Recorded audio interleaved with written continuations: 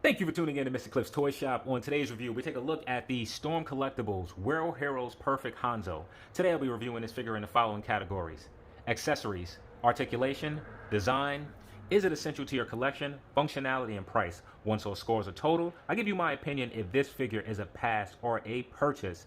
So I can't remember if I was unable to put this in the box correctly or if the figure came packaged sideways. Anyway, let's take them out and let's get a closer look at it. So for accessories, man oh man, does this figure comes packed. So let's start with the left and work my way to the right. So the figure comes with 3 head sculpts. This one here is actually on the figure, which is my favorite out of the 3. And the head sculpts, as usual with Storm Collectibles, are done pretty well. Moving to the second head sculpt, perhaps one of my least favorite. I'm not crazy about the open mouth expressions that Storm Collectibles does. Just feels like it's an open mouth. Open mouth is certainly missing some emotion. It's certainly missing the lines here. And for the third head sculpt, we get a gritting head sculpt, which in my opinion is the second best out of the 3. So we receive 3 ribbons or ends for the bandana. I am not sure at the moment the difference between the 3, but we'll check that out a little bit later. The figure comes with 4 pair of hands in total. And the hands are done well enough. And moving on to some of my favorite accessories will certainly be the weapons. I really like how this is done. Just the transitioning colors from blue to clear and kind of back again. Not sure how it's coming across on camera, but there's certainly some shimmer. I really like this. And you receive 2 of those. Then you receive another weapon from one of his moves in the game. Again, I really like how they did this translucent plastic coming from a solid color and sort of fading to clear. It really looks good. Then we receive 2 small knives. I really don't like these so much as they are super soft, like Marvel Legends softs, just to give you an idea. And they are bent. I don't believe that this is a mistake. I think these weapons are meant to be curved. And you do get some paint on these. And if you're wondering, that's not it for accessories. You receive this massive accessory showing that of a dragon. I'm not going to put it together now. Don't worry, I will put this together a little bit later so you will be able to see it. So as far as accessories, what more can you want? I'm giving this figure a 10 out of 10. So for articulation, I can tell we're going to have some challenges with the head as the hair comes back. So I'm assuming that's going to restrict movement. So the head is able to look.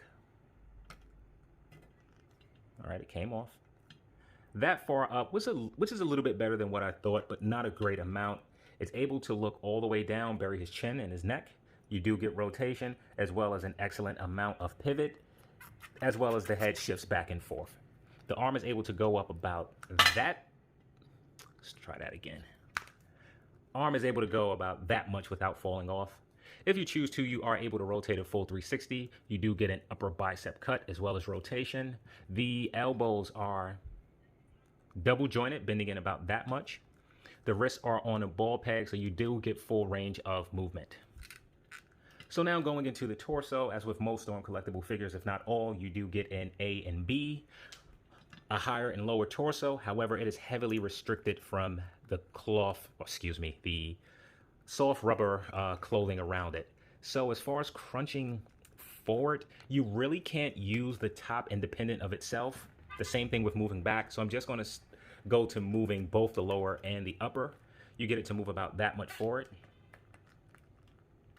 that much backwards. You do get rotation, as well as a good amount of pivot for something to be restricted. The legs are pretty sure I'm going to pop them off. The leg is able to go out pretty good. I can get this one to go further, but I think you get the idea here. You do get rotation, as well as rotation at the boot. The knees are double jointed, only bending in that much. I wish we would have gotten a little bit more for a character that's a ninja. With the feet, they're able to go up that much, down that much. Great rotation for Storm Collectibles, is able to go out that much. You do have a toe hinge. Oh, goes a bit more than I thought. So So for articulation, you do have some restriction in the head due to the hair. You have restriction in the torso due to the rubber gi that's around it. And for a ninja-based character, you should have a double knee that bends more than that. So for overall articulation, I'm going to give this figure a 7 out of 10. So for design, they nail this thing. The flesh tone is done really well. Also like how the hair is done. Also, I didn't notice it just till now. It seems to be a reddish color on top of the brown. Maybe it could be a lighter version of brown. I'm not absolutely sure. But the paintwork is also very clean. In this area here, you do have a few speckles. It appears that the blue may be coming through just a little bit. Just a little. Or it could be an effect to make it look like it's dirt. I can't tell for sure, but either way, it looks good. Also hard for me to tell if there's shading. When you get to the leg area, sorry about that. Maybe that's too close, too close. You can see some shimmer of paint, especially right in this area. I don't know if it's coming across so well in camera. So very hard for me to tell if it's actually shading on this figure, or it is definitely shading on this figure. I think you can see it up top. It's a bit more prominent here. And maybe if you can't see it, maybe you'll see it a little bit here. Hopefully you do. The silver is also done very well. It has a very subtle black over it, which looks exceptional.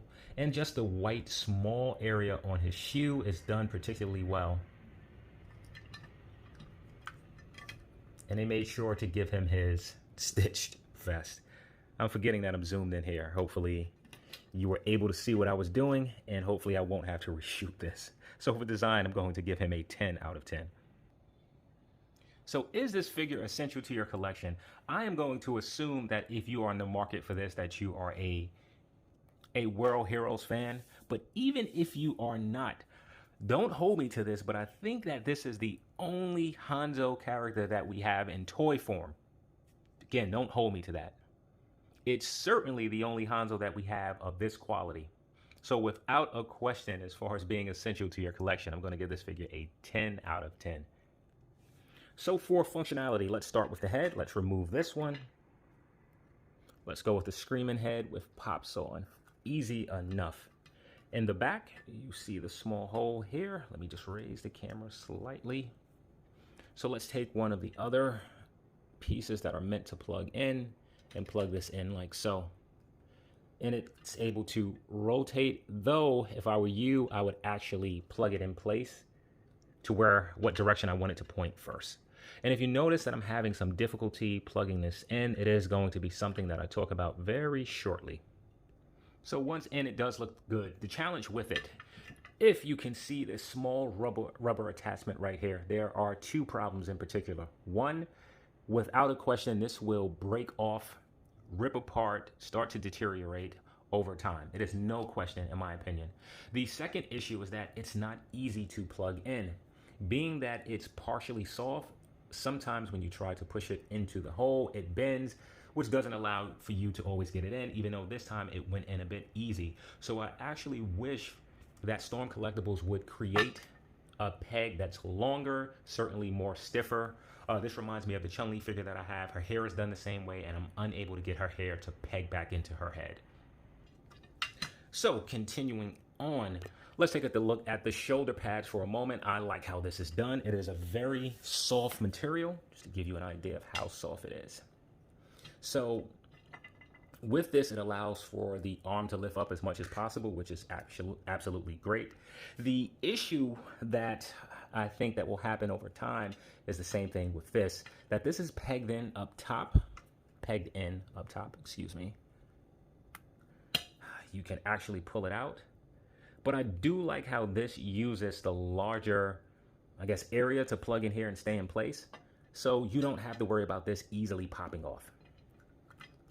So continuing with functionality, I guess this can be counted as an accessory because it's removable. So in the back, he has a, should we call it a scabbard, to hold his two blades, one there. The other here, which is exceptional. Also, it pegs off. Whoa, ho, ho.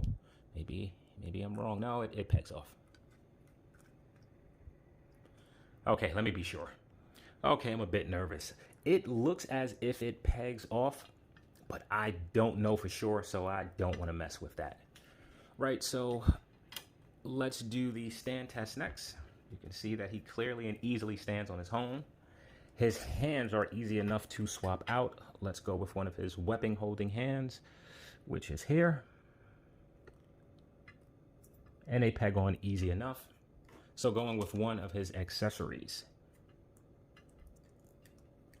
Just push it in like so, and it holds very secure. So I'm happy with that. And also with the wrist, being that they're on a ball peg, give me one moment, you are able to get it to go up as well as down. So moving on to the other hand, and I want to do this off camera as it's just a little bit easier. So while I thought I'd pause the video, I did not, so let's just go ahead. Let's pop that one off. Let's place this one back on, and let's take one of these small blades just to see how he holds it. And I think I have it the wrong way. Okay, that's better. And he holds it solid. So now one of the issues that we do have with functionality is that there is no stand to hold this. So you don't get that throwing effect. I have no idea how this is going to look if I do this. Actually, it's not going to even work. Because of this, you would have to remove that. And hey, let's just see what it looks like.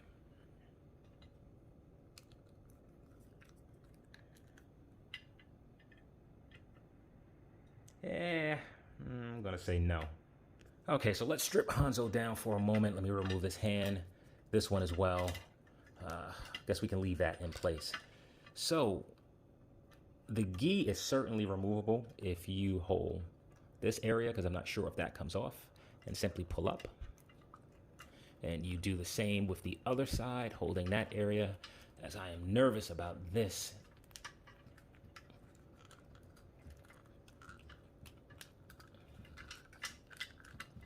I'm gonna pop the arms off.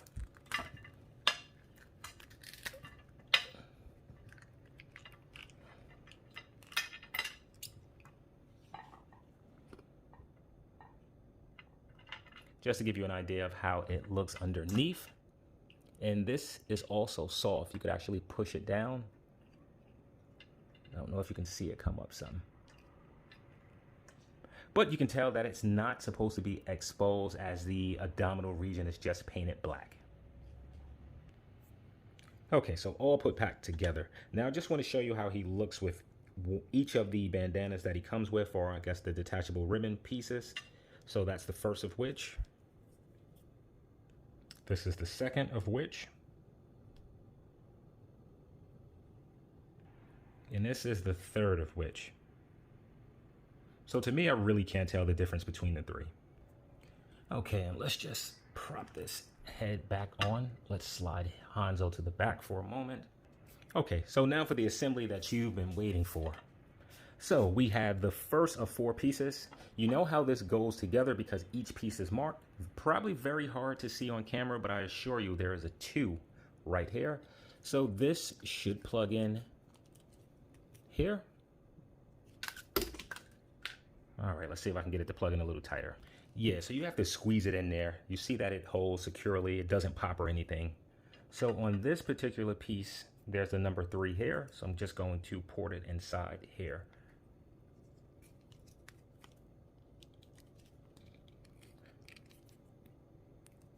And I'm just going to try to match the lines. Something like this looks about right. Okay, so I had to go off camera to get that piece to fit, and it's not super snug. However, it is not falling off. And for the final piece, it tabs in here. I might as well go off camera to do it. Okay, so we have some issues. The third and fourth connection is not fitting how I would like it to. If you see with the third, it just won't properly snap into place.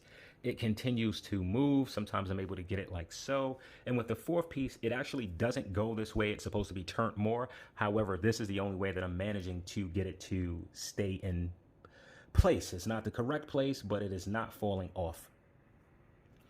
So it's a shame for such a cool effect piece that I can't use it as I intended to. I will be deducting a point for each section. So that will be 2 points that will be lost due to the functionality of this piece alone. So it's a shame for a figure that actually comes packed with some great functionality. The shoulder, whatever you want to call that, armor pieces being able to be removed, the gi part being able to be removed, having weapon holsters for the 2 blades. None, of course, for the larger weapons. So for functionality, I'm going to give this figure a 6 out of 10. So before we get to pricing, there are a few things that I missed and I do want to update. Very first, starting with the butterfly joint, that it's able to move forward that much, backwards about that much. So for functionality department, he's able to place his hand on a blade that's in back. And I can do a much better job than that. Also for functionality, I originally gave a score of 6. I will be downgrading that score to a 5. I thought about going lower than 5. I really was trying to put him in a pose using his power move, but the last 2 pieces to form that special effect piece will just not hold in place. I guess you can glue it. That's not what you want to hear after purchasing an action figure, that you have to do something to fix it. So now let's jump into pricing. So for pricing, Hanzou comes in at $89.99. That is before taxes. That is before shipping. You add in the 2, you are looking at a price point of about $104. That is a lot of money for an action figure. I won't be counting shipping as I did pile of loot. My combined shipping with many other items were about $4 combined. So if I was counting how much I paid for shipping for each piece, it would be somewhere around 50 cents. So is he worth the price of admission? First, let's see what he comes with. As far as accessories, you receive a whole bunch. You receive 3 separate head sculpts, each having a unique expression, so they all feel different. In addition to that, you receive 3 separate windswept ribbon pieces to add to each of those bandanas. I really don't see the difference in the 3. It simply can be just in case if one gets damaged, you have 2 more to replace it with, which, as I mentioned in the functionality department, over time, it certainly will get damaged, especially if you're plugging it in and out. So without a question, a highlight for this figure are the accessories. Storm Collectibles made sure that they paid attention to the video game, and each move that Hanzou can do in that video game, they made sure to provide us with accessories that brought us back to that video game, and that's extraordinary. So where they sadly fall short is that the best accessory that they gave us is flawed. At least with the one that I have, it does not port properly. And with this particular accessory, I would have paid $20 for it by itself. So to receive something like this that comes with the figure, but to be defective, is very disappointing. And the fact that I am either going to have to send this back, which I doubt, or glue it together or find some sort of putty to hold it in place, I don't care to have to make fixes on accessories for action figures that cost $100. So for pricing, I've been giving Hanzou a 7 out of 10. So that should be giving Hanzou a overall cliff score of. So now, is he a pass or a purchase? I'm already in too deep with this line, so for me, it's a purchase. Here's Hanzou by himself. Here he is next to Marvel Legends Cyclops. Whoa, that Cyclops looks super small. Here he is next to Marvel Legends Warpath, and this scales much better. Here he is next to the Fortnite McFarlane's Mr. Peely. Here he is next to Jazzware's Mr. Peely. Here he is next to Marvel Selects Magneto. I was able to get Magneto to stand. Pretty similar in height. The proportions of the body are a bit off. Here he is next to McFarlane's Spawn, and I gotta say, I like this here. And here he is next to another Storm Collectible figure, Sub-Zero. I actually thought they would be a little closer in height. I will be reviewing this Sub-Zero soon. Understand my soon is probably not that soon. And here he is next to Doomsday, another figure that I will be reviewing soon-ish. So thank you for tuning in to Mr. Clip's Toy Shop. I hope to catch you during the next review.